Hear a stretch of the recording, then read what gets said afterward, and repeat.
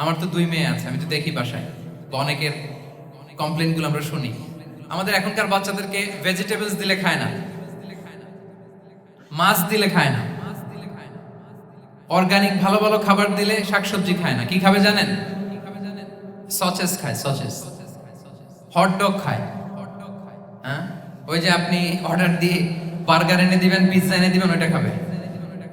তারপর instant noodles খাবে, soup খাবে, ফ্রোজেন যত মিল আছে এগুলো খাবে, টিনজাত খাবার যেগুলো দীর্ঘদিন সংরক্ষণ করে রাখা হয়। তো বলেন, আজ থেকে 30 বছর আগে আমাদের বড়রা কিংবা আমাদের শিশুরা, আমরা কেউ কি এই খাবার খেয়েছি? বলেন তো, আওয়াজ করেন, খেয়েছি কেউ? They change the entire system. কেন আমরা ইসলামিক লাইফস্টাইল নিয়ে কথা বলছি এখন? কারণ আমাদের পুরো সিস্টেমটাই, আমাদের পুরো ফিতরাতটাই ওরা চেঞ্জ করে দিয়েছে।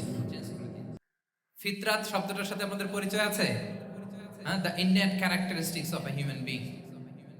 একটা মানুষের যে যে ক্যারেক্টারিস্টিক্স, যে ইননেট স্বভাব দিয়ে আল্লাহ তাআলা তৈরি করেছেন, নেচার, এটাকে আরবিতে বলে ফিতরাত। এই ফিতরাতের বিরুদ্ধে কিছু করা যাবে না। ইসলামিক লাইফস্টাইল হচ্ছে ফিতরা বেসড লাইফস্টাইল। ফিতরাতুল্লাহিল্লাতী ফাতারান নাস আলাইহা লা তাবদীলা লিখালকিল্লাহ। আল্লাহর প্রকৃতির অনুসরণ করো, যে প্রকৃতি দিয়ে তিনি মানুষকে সৃষ্টি করেছেন। আর আল্লাহর সৃষ্টি কাঠামোর মধ্যে কোনো পরিবর্তন, কোনো বিকৃতি নেই। সুবহানাল্লাহ বিহামদিহি। তা আমরা এই ফিতরাতকে চেঞ্জ করে দেওয়ার কারণে এই ঝামেলা। আমরা সবাই এই ফিতরাতের উপর জন্মেছি। কুল্লু মাউলুদিন ইউলাদু আলাল ফিতরা ফাআবাওয়া ইউহাউবিদানি আও ইউনাসসিরানি আও ইউমাজ্জিসানি। প্রতিটি নিউ বর্ন বেবি তারা ফিতরাতের উপর জন্মায়, মানে নবজাতক সন্তান ইসলামের উপর জন্মায়। কিন্তু বাবা মা তাকে হয় ইহুদি বানায়, নাসারা বানায়, বা অগ্নি উপাসক বানায়। তাহলে এই যে ফিতরাত, আল্লাহর দেয়া ফিতরাতকে যখন আমরা চেঞ্জ করেছি, আমাদের জীবন থেকে বারাকা উঠে গিয়েছে।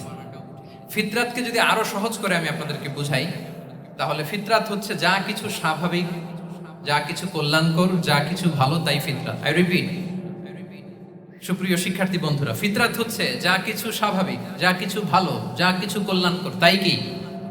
তাই ফিতরাত। এই যে এখন আরবি কোন মাস চলছে বলেন তো? রজব।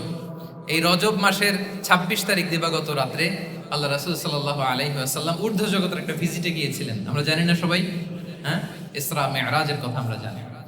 সো এই মিরাজ রজনীতে আল্লাহ রাসূল সাল্লাল্লাহু আলাইহি ওয়া আলিহি ওয়াসাল্লাম ফিতরাত, মানে what is the essence of ফিতরা, এটা বোঝানোর জন্য এই হাদিসটা আমি শেয়ার করছি।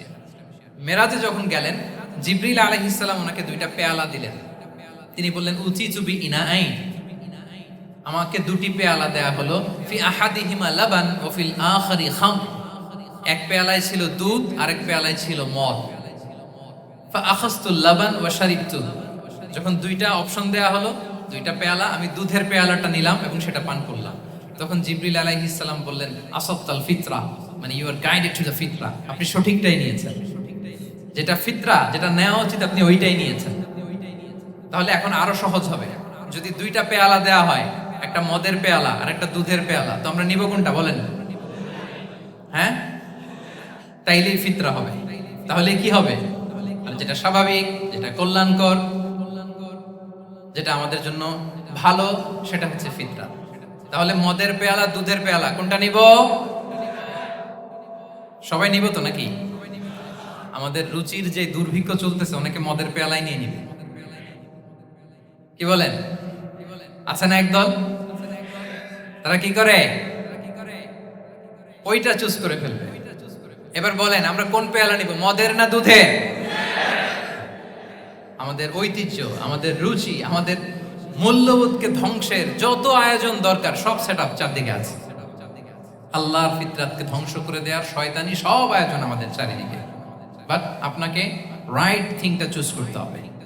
তাহলে রাসূল সাল্লাল্লাহু আলাইহি ওয়াসাল্লামকে দুধ দেয়া হলো, মদ দেয়া হলো, তিনি নিলেন দুধের পেয়ালা। তাহলে এটা হচ্ছে ফিতরাত। এটা কি? ফিতরাত। এভাবে সবকিছু চেঞ্জ করে দেয়া হয়েছে।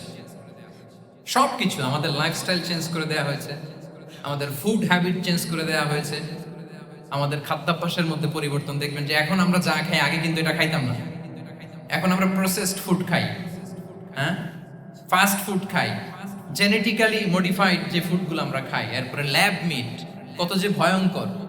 আপনারা জেনে থাকবার কথা যে ল্যাবে তৈরি মাংস দেখেছেন নাকি আপনারা? প্রাকৃতিক মাংসের কোনো ছিটে ফোটা নেই, কিন্তু এটা গরুর মাংস হয়ে গেছে, ওইটা মানুষ খাচ্ছে। মানে আমাদের লাইফস্টাইলও করাপ্টেড, আমাদের ফুড হ্যাবিটও করাপ্টেড, আমাদের স্লিপিং সাইকেলটা করাপ্টেড, সবকিছু করাপ্ট করে দেওয়া হচ্ছে।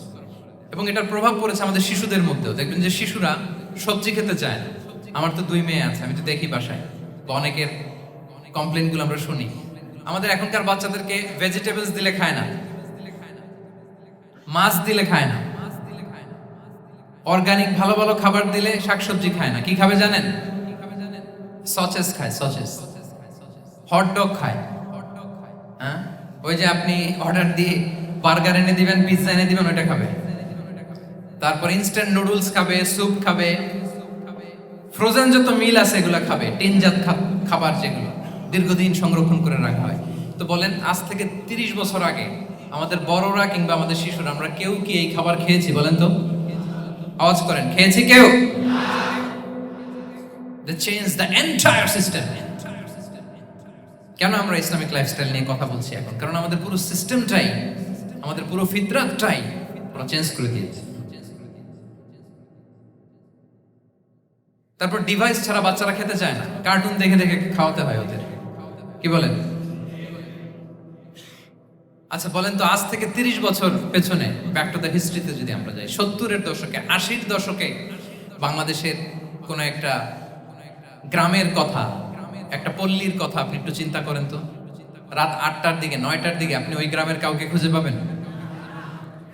70-এর দশকে, 80-র দশকে একটা গ্রামের, একটা গ্রামীণ একটা পরিবেশের কথা যদি চিন্তা করেন, রাত 8টায় সবার কি অবস্থা বলেন তো? আপনি তো ঘুম খুঁজে পান না, আপনার তো ইনসমনিয়া।